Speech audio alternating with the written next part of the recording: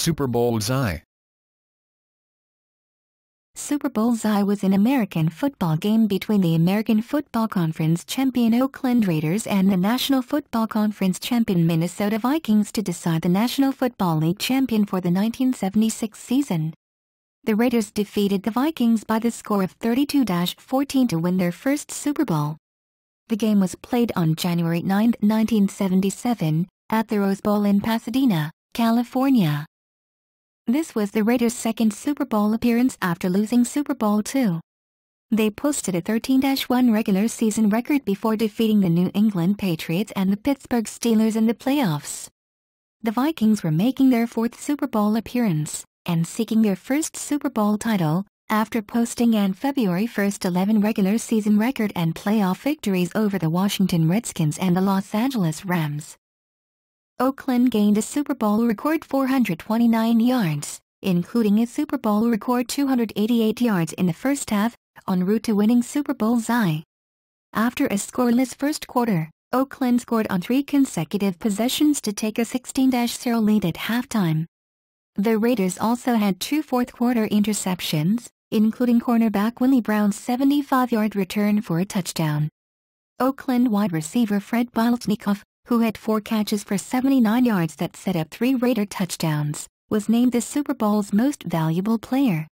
Among the wide receivers who have won the Super Bowl MVP, Biletnikoff is the only one to not have gained 100 yards in his performance. Background: Oakland Raiders.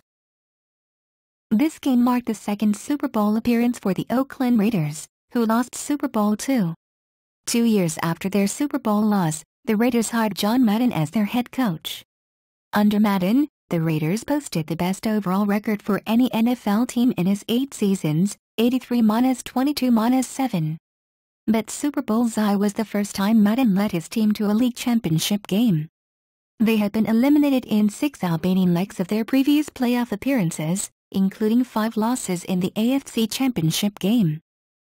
The Raiders' offense was led by quarterback Ken Stabler, who finished as the top-rated passer in the AFC, passing for 2,737 yards and 27 touchdowns. His 66.7 completion percentage, 194 completions out of 291 attempts, was the second highest in the league. Stabler's main passing weapon was wide receiver Cliff Branch, who caught 46 passes for 1,111 yards, 24.2 yards per catch average, and 12 touchdowns.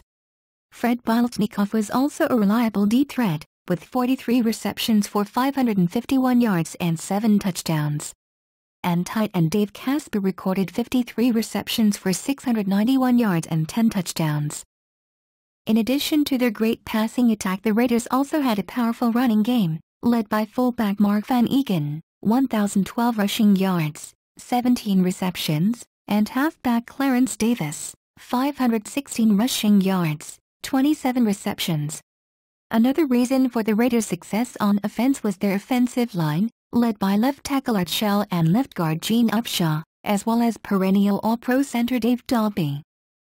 Injuries early in the season forced the Raiders to switch from a 4-3 to a 3-4 defense. The switch benefited the team, as they won their last 10 games and finished the regular season with the best record in the league, 13-1. The Raiders' defense was anchored by great linebackers, such as Phil Villapiano and Ted Hendricks, while defensive end Otis Sistrunk anchored the defensive line. The defensive secondary was extremely hard-hitting and talented, led by safeties Jack Tatum, George Atkinson, cornerback Skip Thomas and cornerback Willie Brown. Many accused the Raiders' defense of being overly aggressive, especially Atkinson, who inflicted a severe concussion on Pittsburgh Steelers wide receiver Lynn Swann in the previous season's AFC Championship game. Atkinson added to that reputation as the Raiders advanced through the playoffs to Super Bullseye. In the Raiders' 24-21 playoff win over the New England Patriots, Atkinson broke the nose of Patriots tight end Russ Francis. Then Atkinson inflicted another concussion to Swann in the Raiders' 24-7 AFC Championship victory over the Steelers. In reaction, Pittsburgh head coach Chuck Noll complained of a criminal element in Atkinson's play. Atkinson himself denied deliberately trying to injure anyone and pointed out that at 60 pounds and 185 pounds, he was one of the smallest players on the field. The Raiders and their fans were often known to counter these accusations against Atkinson and Jack Tatum by pointing out the physical way that Pittsburgh cornerback Mel Blount covered Oakland's speedy Split and Cliff Branch. Minnesota Vikings. The Vikings, coached by Bud Grant, won the NFC Central for the 8th time in the last 9 seasons with a February 1st 11 record, and advanced to their 4th Super Bowl in 8 years. They were the only team who had lost 3 Super Bowls. They had previously lost Super Bowls 4, 8 and 9, and did not want to be the first one to lose 4. Once again, the Vikings had a powerful offense led by 37-year-old quarterback Fran Tarkenton and running back Chuck Foreman. Playing in his 16th NFL season, Tarkenton was already the league's all-time leader in pass completions, 3,186, passing yards, 41,802, and touchdown completions, 308. He had another fine season in 1976, completing 61.9% of his passes for 2,961 yards, 17 touchdowns, and only 8 interceptions. Foreman had the best season of his career, rushing for 1,155 yards and 13 touchdowns, while also catching 55 passes for 567 yards and another touchdown. Fullback Brent McClanahan also contributed 634 combined rushing and receiving yards. The Vikings also added 2 new weapons to their offense. Veteran wide receiver Ahmad Rashad and rookie wide receiver Sammy White combined for 104 receptions, 1,577 receiving yards, and 13 touchdowns. And once again, tackle Ranieri anchored the offensive line. The Vikings' Purple People Eaters defense, anchored by Carl Eller and Alan Page, were also dominating teams again. During this regular season, they led the NFC in fewest points allowed, 176. Also, defensive back Nate Wright led the team with 7 interceptions for 47 yards, while safety Paul Cross had 2 interceptions for 21 yards. By starting this Super Bowl, Tarkenton became the second quarterback to start 3 Super Bowls, following his Super Bowl VIII counterpart Bob Grease. Playoffs. The Vikings went on to dominate the Washington Redskins, 35-20, and defeat the Los Angeles Rams, 24-13, in the playoffs. 10 of the Vikings' points in the NFC Championship game came from blocked kicks. The Raiders defeated the New England Patriots, 24-21, with the 8th of a penalty call against the Patriots. New England's Ray Hamilton was tagged for roughing the passer in the 4th quarter, a call which extended Oakland's drive. Oakland went on to defeat the previous season's Super Bowl champion Pittsburgh Steelers, which was missing starting running back tandem of Franco Harris and Rocky Bleier, 24-7. This was the first Super Bowl game to match both conferences' number 1 seeds, and was the last Super Bowl, and first one held in the Rose Bowl, to finish under daylight. It was the last Super Bowl where both teams' place kickers, Minnesota's Fred Cox and Oakland's Errol Mann, used the straight-on style. Scheduled on the 9th day of January, the game marks the earliest Super Bowl played during the calendar year. The regular season started 1 week earlier than usual in order to avoid having playoff games on Christmas Day, which fell on a Saturday in 1976. By moving the season up, the divisional playoffs were held December 18th to 19th, and the conference championship game Sunday, December 26th. Television and entertainment. The game was televised in the United States by NBC with play-by-play announcer Kurt Gowdy and color commentator Don Meredith. This was Meredith's last broadcast with NBC, as he returned to ABC to rejoin the Monday Night Football crew for the 1977 season, where he had been a commentator from 1970-73. Bryant Gumbel and Lee Leonard with analyst John Brody anchored NBC's pregame, halftime and postgame coverage. Pre-game festivities. The pregame festivities featured the Los Angeles Unified School District, LAUSD, All-City Band and Frisbee dog Ashley Whippet. Later, singer Vicky Carr sang America the Beautiful. There was no national anthem played before coin toss. This was the first time that America the Beautiful was played at a Super Bowl. Halftime show. The halftime show was produced by Disney and was based on It's a Small World, an attraction at Disneyland in the Magic Kingdom. The show featured the cast members of the new Mickey Mouse Club. It was the first Super Bowl halftime show to include crowd participation as people in the stadium waved colored placards on cue. The LAUSD All-City Band also played during the show. Game summary. The Raiders took the opening kickoff and advanced all the way to the Vikings' 12-yard line, but came up empty after kicker Errol Mann hit the left upright on his 29-yard field goal attempt. Later in the period, the Vikings had a great opportunity to score when linebacker Fred McNeil blocked a punt from punter Ray Guy and recovered it on the Raiders' 3-yard line. The Vikings' special teams unit was known for blocking kicks, but this was the first time it had happened to Ray Guy. Guy would have only 3 of his punts blocked in his 14-year NFL career. However, Vikings running back Brent McClanahan fumbled the ball while being tackled by Raiders linebacker Phil Villapiano and linebacker Willie Hall recovered the ball for Oakland. The Raiders then marched 90 yards to the Vikings' 7-yard line, the key play being a 35-yard run by Clarence Davis, but had to settle for a field goal for Mann, giving them a 3-0 lead 48 seconds into the second quarter. The next time the Raiders got the ball, they did even better, driving 64 yards in 10 plays and scoring on a 1-yard touchdown pass from quarterback Ken Stabler to tight end Dave Casper, increasing their lead to 10-0. Then, Oakland got the ball back in excellent field position after returner Neil Causey returned Minnesota's punt 25 yards to the Vikings' 35-yard line.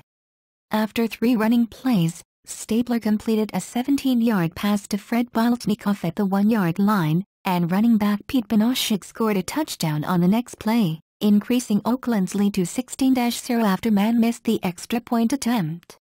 The score at halftime marked the 4th time in as many Super Bowls that the Vikings failed to score in the first half. The second half began with 3 consecutive punts, but then Causey returned the Vikings' second punt of the period 12 yards to the Oakland 46-yard line. From there, the Raiders advanced to the Minnesota 23-yard line, aided by an 18-yard run by Davis and a 10-yard reception by wide receiver Cliff Branch, to set up Mann's 40-yard field goal to increase the lead, 19-0. Quarterback Fran Tarkenton then threw 3 consecutive incomplete passes on their ensuing drive, forcing the Vikings to punt again. However, Oakland linebacker Ted Hendricks was penalized for running into the punter on the play, giving Minnesota a first down. Taking advantage of their second chance, the Vikings ended up with a 12-play, 68-yard drive as Tarkenton completed passes to Steve Voigt, Ahmad Rashad and Chuck Foreman for gains of 15, 21 and 10 yards. On the last play, Tarkenton threw an 8-yard touchdown pass to Sammy White, making the score 19-7. The Raiders were forced to punt on their next drive after they were unable to recover from Alan Page's 11-yard sack on first down. Then aided by Tarkenton's completions to White for gains of 14 and 18 yards, respectively, the Vikings advanced to the Oakland 37-yard line. But on 3rd down and 3 to go, Hall intercepted a pass from Tarkenton and returned it 16 yards to the 46-yard line. 3 plays later, Biletnikoff's 48-yard reception moved the ball to the Vikings' 2-yard line, setting up Benoschik's second rushing touchdown to increase Oakland's lead to 26-7. White returned the ensuing kickoff 19 yards to the Minnesota 32-yard line, and 4 plays later, Tarkenton completed a 25-yard pass to receiver Rashad to reach the Oakland 28-yard line. But on the next play, defensive back Willie Brown intercepted a pass intended for White and returned it 75 yards for a touchdown. Although Mann missed the extra point attempt, the Raiders put the game out of reach, 32-7. After both teams turned the ball over on downs, Minnesota drove 86 yards in 9 plays to score on a 14-yard touchdown pass from backup quarterback Bob Lee to Voigt. The touchdown cut Minnesota's deficit to 32-14, but by then there was only 25 left in the game. Stabler finished the game with 12 out of 19 pass completions for 180 yards and a touchdown. Davis, who was the top rusher in the game, gained 137 yards on just 16 rush attempts, an average of 8.5 yards per carry. Casper finished the game with 4 catches for 70 yards and a touchdown. Causey returned 4 punts for a Super Bowl record 43 yards.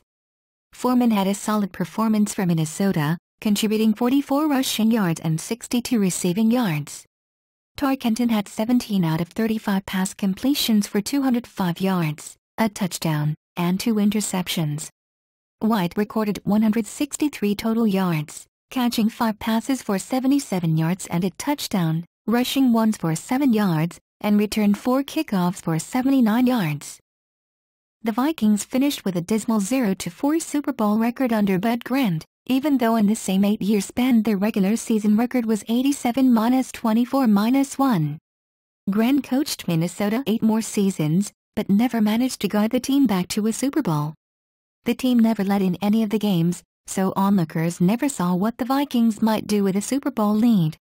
Minnesota also never scored any points in the first half. Turnovers robbed the club from a score on 3 occasions, one in this game. 2 of the opportunities were to take a lead.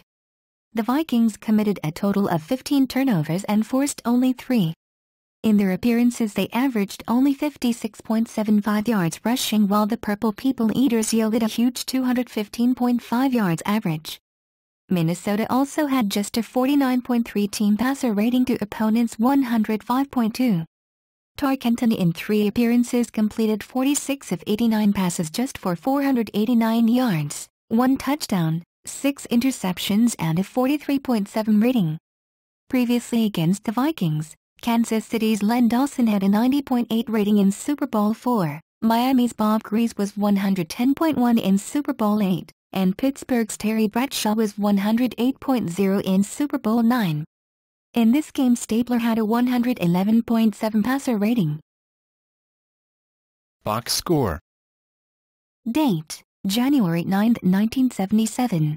Game time: 12:47 p.m. PST. Game weather: 74 DEGF, 23 DEGC, sunny. Officials.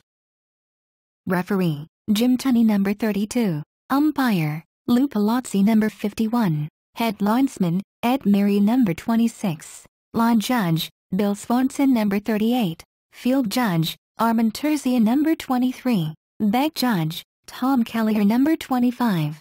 Note: a 7 official system was not used until 1978.